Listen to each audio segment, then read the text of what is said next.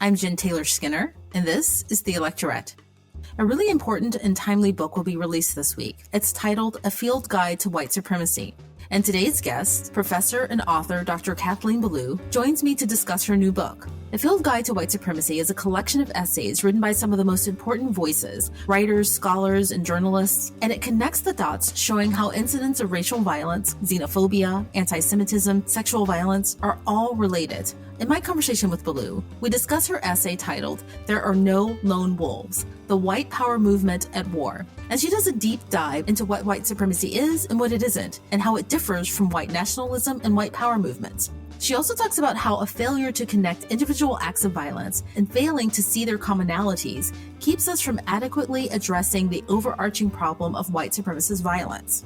So please enjoy my conversation with Dr. Kathleen Belew. Dr. Kathleen Belew, welcome to the podcast. Thank you very much for having me. First off, I have to say that I really enjoyed reading this book. It's important and it's timely.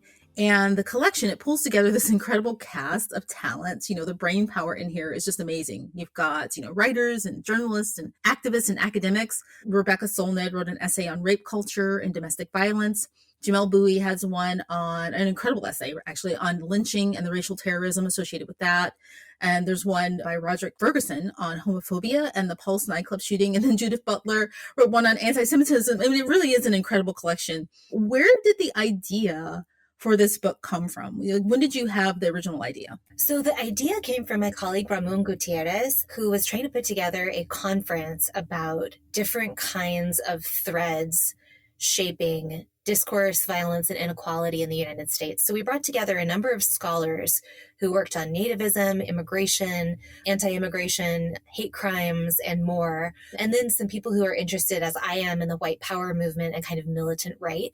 And one striking thing about the way that we proceeded is that even in the academy, where we're very tuned to sort of analysis through systems, we don't always talk to each other very much about these things. So, for instance, people who study anti-immigrant violence are largely rooted in ethnic studies programs in impacted communities. So those scholars tend to be in Latina studies or in Asian American studies or in South Asian immigration studies, whereas people who study nativism, the white power movement, tend not to be in area studies programs and are off doing that work elsewhere in the university.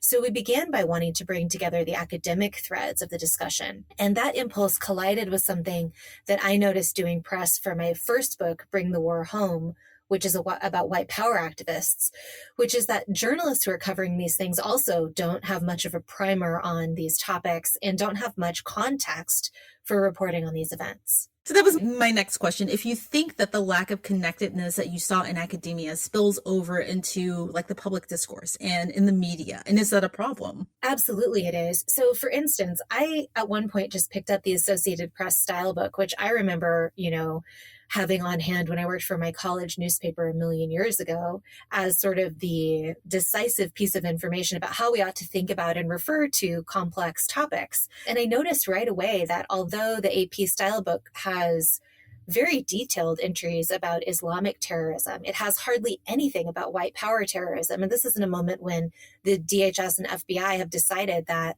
homegrown white power and militant right violence is the largest terrorist threat to the United States. So this is a matter of critical importance. And I think just the way that most newsrooms and most media organizations are staffed. I've spoken to so many people who are just kind of thrown into these stories and have to very quickly get up to speed. We don't have a lot of beat reporters who are assigned to dealing with anti-immigrant and anti-Black violence over time. And we don't have that many people who are really well versed in the long, durable histories of these phenomena. So the idea here was that we might, as academic experts, kind of collate some of the best thinking from across the academy to provide resources to reporters. One of the things that you point out is that white supremacy is a complex web of ideologies and privileges and systems and, et cetera.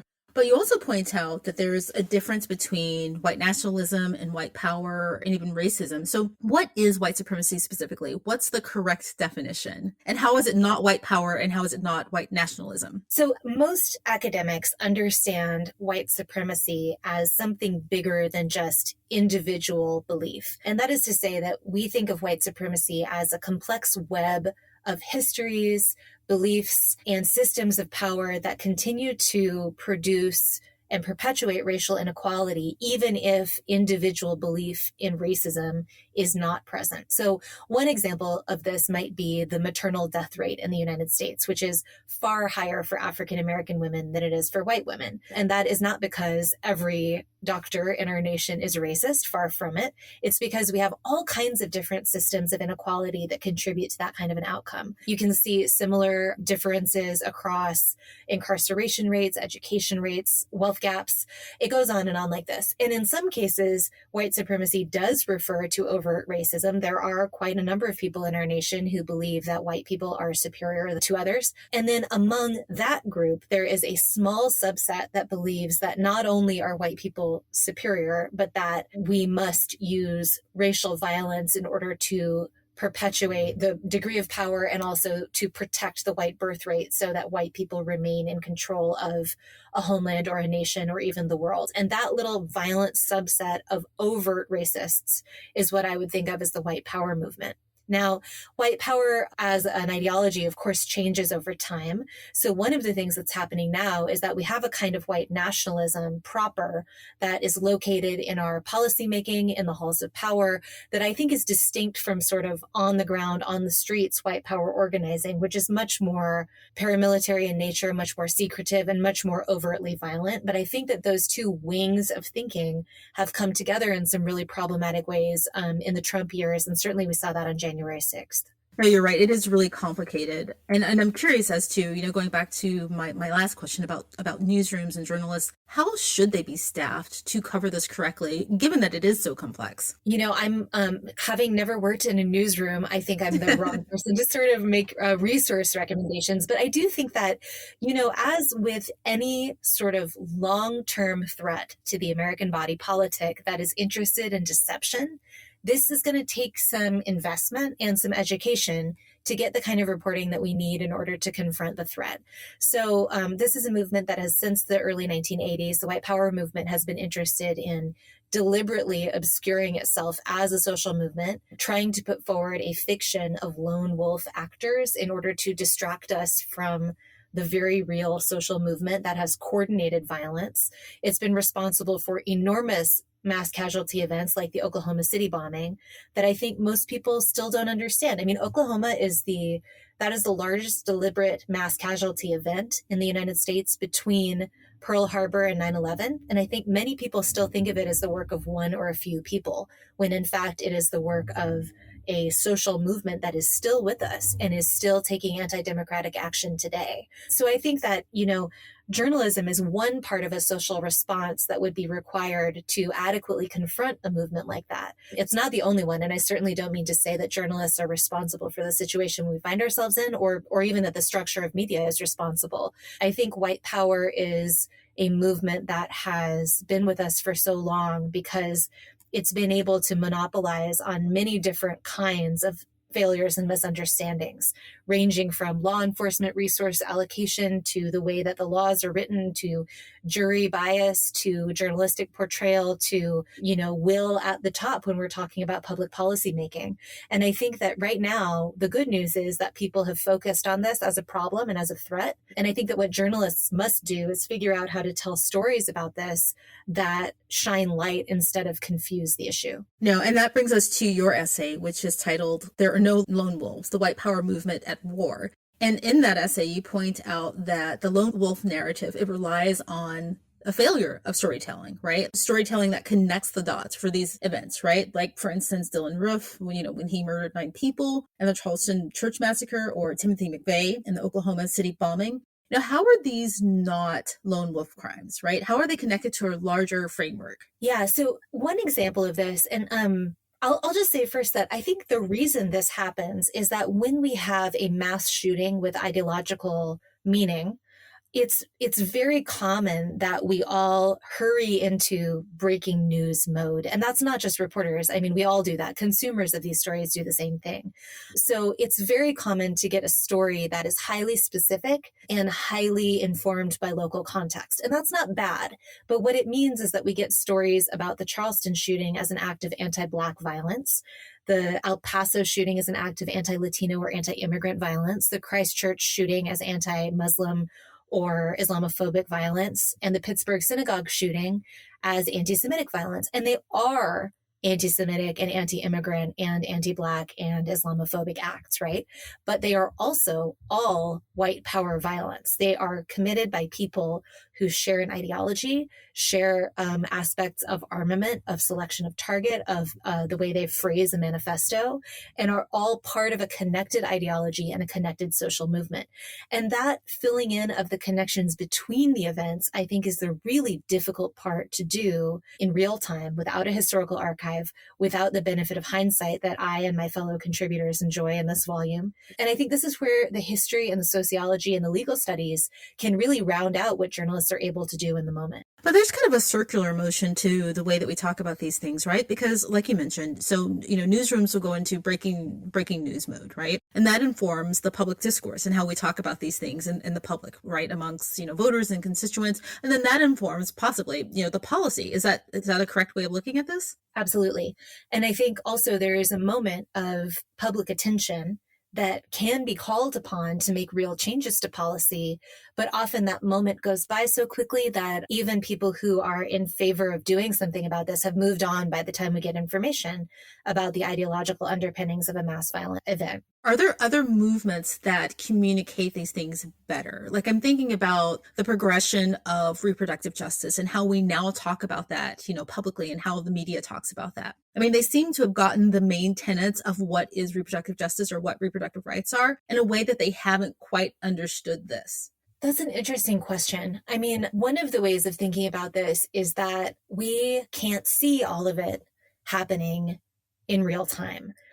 So, in Bring the War Home, which is where, if people would like to read about all of the ways we know that the Oklahoma City bombing was connected to a movement, it's a full chapter of that book. And, it would take more time than we have today for me to detail all those connections. But that kind of wide view analysis relies on historical distance.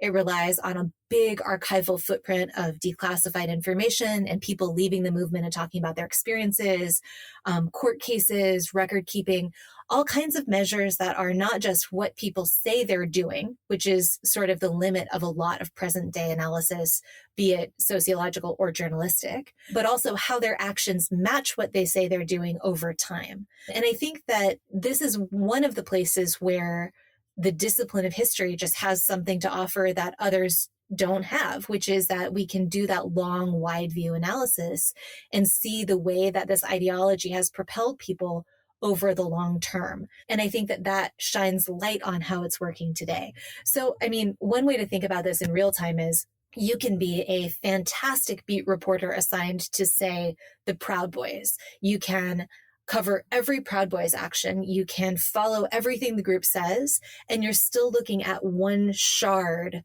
of this broader groundswell of militant right and white power activity, which has to be a wider angle than just that one group. It has to trace networks. It has to trace social connections.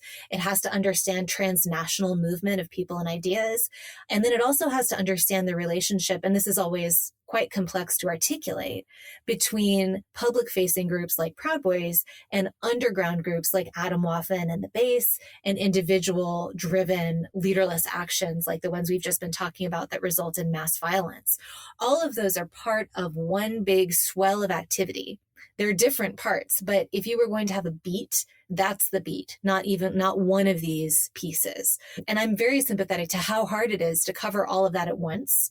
But the connective work is really what would make a difference to thinking about it differently and in ways that could create lasting change. Right. And I think that it can happen. I believe it can happen. I think that's what you're aiming at with this book. I mean, I guess my point was, I've seen that trajectory around other issues like climate change and around, like I said, reproductive justice. I think we've become more sophisticated about how we talk about these things. And so I think that, having books like this, are a beginning. And by the way, I bought Bring the War Home, because you reference it in your essay, and it just looks really fascinating. And I think in that one, you are making the connection between the Vietnam War and some of these other movements, the white power movement and white nationalism. Is that correct? Yeah, absolutely. One of the interesting things about white power activity and Klan activity over sort of the long 20th century is that the most consistent predictor for surges in this kind of thing is not populism or poverty or anti-immigration sentiment. It is the aftermath of warfare. So part of that has to do with the targeted recruitment of veterans as sort of a mechanism for escalating violence within these groups. But a lot of it has to do with the fact that everyone in American society across all measures becomes more violent after warfare. And that indicator is, it cuts across age, it cuts across gender, it cuts across who has and has not served. So there's something about that period that is open to violent activism. And, we are now in this period of the aftermath of the global war on terror that, before the fall of Afghanistan this summer, my students at the University of Chicago they don't remember 9/11. They didn't remember a time when we were not at war. So the profound impact of that aftermath period being so long and so drawn out, I think is one of the huge pieces of contextual information that we'll have to grapple with in order to address some of the concerns that we bring up in this collection. And you don't talk about this specifically in this essay, but why doesn't it have the same effect? And maybe you go into this in your other book. Why does that not spill over into other communities, some of these marginalized communities? Because they participate in war as well. Absolutely. Yeah. So it does. And we recognize paramilitarism in other places, in the historiography. So thinking about the aftermath of the Vietnam War, we also saw intense activism by the Black Panthers, by the Brown Berets, by East Wind. All kinds of other groups became paramilitary in that time period. One really big difference that I found in my research is that left-wing groups do not tend to have the same hyperfixation on armament and especially on guns, and therefore are usually less well armed than white right-wing groups. So if we think, for instance, of the clash between paramilitary right-wing groups in Greensboro, North Carolina in 1979, which is a caravan of neo-Nazis and Klansmen against a sort of revolutionary leftist workers' party. Both sides had guns. Both sides were prepared to use violence as they said ahead. But one side had things like single shot revolvers, and the other side had things like military grade automatic and semi-automatics. So just the difference in armament is huge. And the escalation of the Vietnam War is also important because the technologies of killing after Vietnam are just exponentially higher than at any other point in American history. And we have that legacy shaping violent activism today as well. Wow, that's fascinating. I can't wait to read that book, Bring the War Home. But back to this one. One of the most important things and fascinating things that you point out in your essay is how these movements benefit from, like we talked about earlier, the narrative of the lone wolf and the idea that there's this leaderless resistance, right? This kind of cell-like terror. How is that advantageous to them? So leaderless resistance was a strategy for effectively cell-style terrorism that was implemented across the white power movement in the early 1980s, around the same time that they declared war on the federal government and really became a revolutionary movement. And the reason that they sought leaderless resistance to begin with is that these groups had been widely infiltrated by FBI and other kinds of government agents in the civil rights era. And they were really frustrated about that. And they also wanted to make it harder to prosecute white power leaders, especially, but also activists in court. And leaderless resistance took care of both of those things quite well. But it's had a longer impact on our society, which is that it also created this narrative of the lone wolf, in which what we usually see on the other side of these court prosecutions is one or a few people instead of the social movement. And in some points across the history of this activity, that has even hampered our ability to prosecute this movement adequately. So, for instance, there was a string of mistakes and failed prosecutions in the late 1980s and early 90s, including a seditious conspiracy trial in Fort Smith, Arkansas in 1987-88 that went wildly off the rails, and then tragedies that were also PR disasters at Waco and Ruby Ridge in the early 1990s. And after all of those events, there was a policy change at the FBI to prosecute only individual actors and not to go after the whole white power movement. That was a policy on a piece of paper that one journalist observed. That's the policy we had in place when the Oklahoma City federal building blew up. And so already we were limited by this idea of the lone actor or a few bad apples, and not interested, not really oriented towards looking at the broad social movement. And that's a problem when we have information like that supposed lone actor, Tmothy McVeigh, had, stayed at the house of one militiaman who had thought so much about blowing up that particular building that he could draw it from memory. This is a building that movement had been trying to blow up in one way or another since 1983. So for more than a decade, it had been interested in that particular target.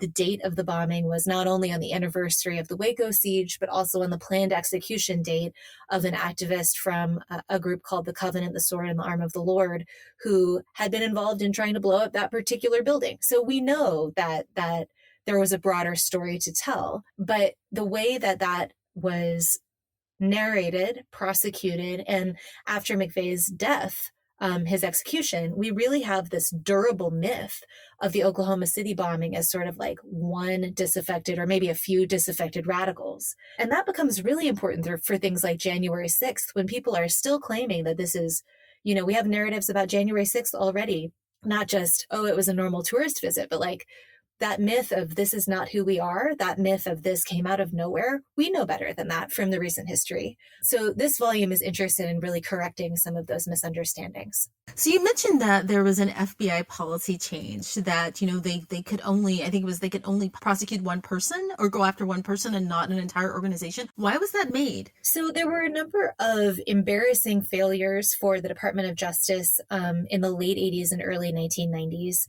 The biggest one was a federal seditious conspiracy trial where the government tried to prove that 13 people in the movement were guilty of charges including seditious conspiracy, which is to say that they had violently attempted to overthrow the United States. And, this sounds far-fetched, but they did have a plan to do this. They talked about doing it, and they were outfitted not only with the usual automatic and semi-automatic weapons, but also with things like anti-tank law rockets and homemade napalm and things like that. So these activists were definitely trying to do that. There were issues with this trial. So these included 2 of the jurors had romantic relationships with defendants during the trial. There were chain of custody issues with a lot of the evidence that was persuasive. There were examples of juror bias. And what with one thing and another, this big trial just completely failed. The headline that ran in one newspaper was "Jubilant Racists Win Trial." And afterward, they immediately doubled down on their activity. One of the main defendants even started a periodical called The Seditionist. And so that was, an incredible embarrassment for the Department of Justice, as well as the failure of a whole bunch of resources being directed towards this problem. This was almost immediately followed by sieges at Ruby Ridge, which was a federal siege of a white power family, and at Waco, which was a federal siege of a multiracial apocalyptic group. And both of those ended disastrously with people being killed by government snipers and government power, in the case of Waco, directly on public television. And after that is when this policy seems to have been adopted, where the idea was, okay, we're not going to try to go after this whole movement because it doesn't go well. We're going to instead focus only on individual actors and their crimes and not on the movement as a whole. So that's the policy that was on the books when McVeigh blew up the building in Oklahoma City. And we know that he was deeply connected to the white power movement in a whole bunch of different ways. But from the beginning, the investigation was narrowly targeted. That still does not sound logical to me or rational, right? Because it's persistent, for one. Yeah. I can't make the connection between, like, these cases have gone bad, therefore we need to institute this policy, long term, where we only go after one person. I just don't. Well, one of the things to remember is that our law enforcement is tied to a whole bunch of different obligations. It operates based on allocation of resources, allocation of manpower, allocation of political will. So our law enforcement and surveillance communities are constantly having to readjust what they're doing based on political pressure. So one of the interesting things in the FBI archive about this is just there are, I forget how big it is, but there's a bunch of file folders just full of angry letters after Waco about how could you do this? This is a betrayal of the American nation. Like, how can you possibly bring down the power of the state in this way upon American citizens? And so it's a fight about public opinion all along the way. I mean, we're seeing this after January 6th, too. So we could think about kind of the long history of how surveillance communities have responded to this problem as being heavily inflected by public will and public capacity to respond, and also by kind of the limits of our policymakers. So in the 60s, for instance, and before when the FBI was involved in the counterintelligence projects, COINTELPRO, that was supposed to infiltrate and disrupt extremist groups, right? But we know that the overwhelming majority of the money, resources, and manpower went towards disrupting groups on the left and not towards disrupting groups on the right. So everyone was infiltrated, but nowhere did we see things like the assassination of Fred Hampton in groups on the right. Right? Moving forward, we can see that things like 9/11 pulled resources away from looking at domestic terrorism and towards looking at jihadism abroad. And so these are always battles over political perception and political will. Only just now in the last few years has the surveillance community sort of come around to devoting its full attention to this problem. And I'm very grateful to the people that are behind that change and that are doing that work. So the idea of the leaderless resistance, is there one central organizing group or person? No, that's a great question. In other words, I think your question is sort of like, if there's no leader, how do they coordinate all of this stuff that they're doing? Exactly. And it seems complicated and big, but if you can. No, it's a really great question. And the answer is it's an argument. And it's a really big mess. And actually, this is true of, I would challenge people to find one social movement after about the mid-20th century where this is not the case, where there are not multiple personalities pulling things in different directions and a whole bunch of disagreement about what people should be doing and when, and a whole bunch of sort of conflict about the outcomes people are pursuing. So one of the answers is that there's a lot of cultural material that provides information about how they are meant to coordinate this violence. One of the most important pieces of this is the Turner Diaries, which is a dystopian novel that was written in the late 1970s and really became a cultural centerpiece and a manual of operations for this movement to use in its leaderless resistance violence. And, it's if you ever go and read the Turner Diaries, please go and find a pirated copy somewhere and do not go buy this book because the money still goes back to some of these groups. But you'll notice if you read this book that it is not a particularly good book, right? It's not good on its own terms as a novel. The reason it's so important to this movement is that it provides a set of actions that people can take, part of which is leaderless resistance and cell-style guerrilla warfare, to seize a white homeland, seize a nuclear weapon, seize the United States, and then eventually create a white planet through genocide and biological warfare. And we know how important this book was because it shows up in the archive over and over and over again. Things like they gave the book out free at the rallies of the White Patriot Party in North Carolina. They kept a stack of like 15 of them in the bunkhouse of the order, which hardly ever had 15 people even staying there at one time. Tmothy McVeigh distributed this book on the gun show circuit. There's footage going around from before January 6th of the Proud Boys marching and telling a journalist, go read the Turner Diaries if you'd like to understand what we're doing here. So we know that this is sort of one way of coordinating leaderless resistance violence, which is to sort of lay out what are the targets, what are the broad goals, and here are some concrete plans that you can use. So the Oklahoma City bombing is loosely based on the bombing of an FBI fingerprint center in the Turner Diaries. It also lays out a whole bunch of other things that have been used by this movement, like infrastructure attacks, attacks on nuclear power plants or attempts to provoke a nuclear accident, and the targeted assassination of different kinds of enemies. The Turner Diaries also has an event in it that is very similar to January 6th, which is a mortar attack on the Capitol building. And in contrast to a whole bunch of huge acts of violence in the book, including, as I said, genocide, that attack is not imagined as an act of mass violence. It's imagined as a sort of selective strike that is meant to, quote unquote, awaken other white people to the cause and to recruit and radicalize others. Now, January 6th, to be sure, is not exclusively a white power movement action. I think that white power and militant right activists represent one of sort of three streams of people who were there that day that became sort of active in that moment. But the white power movement is also, of those three streams, the one with the most sort of infrastructure resources that point it toward violence, and the one with decades, if not generations, of history behind it that we can read in order to understand what it's doing. So I think we're still on the track of the Turner Diaries, and I think that this is all still in play. Wow. So I'm curious as to, because one of the things that you point out is because we still don't fully understand the organizational power and the connectedness of white supremacy and all of these movements, that has led us to these piecemeal approaches, right? We don't actually have a coordinated response to, I guess, rid our culture of white supremacy. So are there policy, solutions to this, or legislative solutions, or, what can we do? Thank you for that question. That's one of the things that this book is trying to do that I think Bring the War Home wasn't able to do just because of the way it was timed. So A Field Guide to White Supremacy is really meant as a set of jumping off points for action and for having these conversations at a whole bunch of different levels.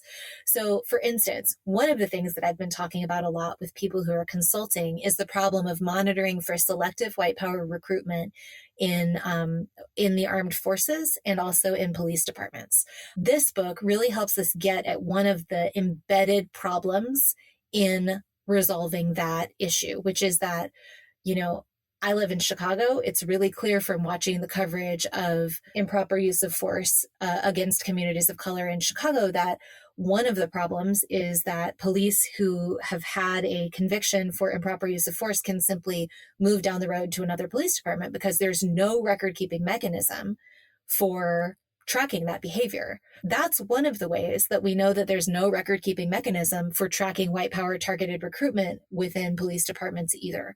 So it is through the intersection of those two histories that we see, we need to keep some kind of record that is bigger than individual police departments, and we need to figure out how to track those problems.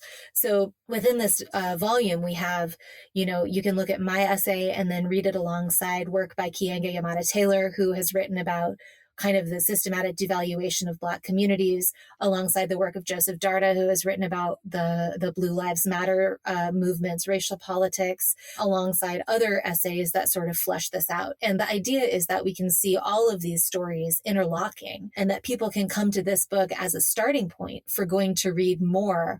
Everyone who's in this volume has written extensively on the topic that we've asked them to contribute, and also has many, many footnotes that will direct you to additional excellent scholarly conversations about these issues.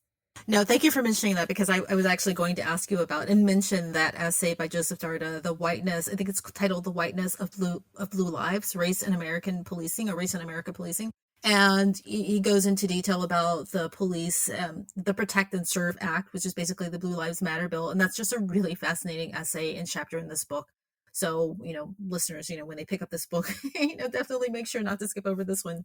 And, one of the things that I like about the way the book is structured is that it's so broad, right? You cover all of the tenets of white supremacy. I was really surprised to see how many of these events fit under that umbrella. And also, each of the chapters, they're fairly short. I mean, they're like, maybe 5 to 8 pages long, but you cover it from end to end. And I think that's probably a nod to editing. But it's really excellent, and I hope everyone reads it. I would add that unlike all edited collections, we hope that this one has a comprehensive and usable index so that people can pick it up and find the thing that they want to read about. Because, one of the other problems we have, I think, often in creating public work from academic scholarship is usability across sort of the terms of the discussion. So we've tried to address that in this volume. I hope people will be able to use it. And if not, shoot me an email. I'm happy to try to help you find the piece you're looking for. All right. Well, Dr. Kathleen Belew, thank you so much for taking the time to talk to me. This is an excellent book. I really enjoyed it. And I will also pick up your other book, Bring the War Home. Actually, it's on its way. And thank you again. Thank you for all of your work. Oh, thank you, Jen. It was a pleasure.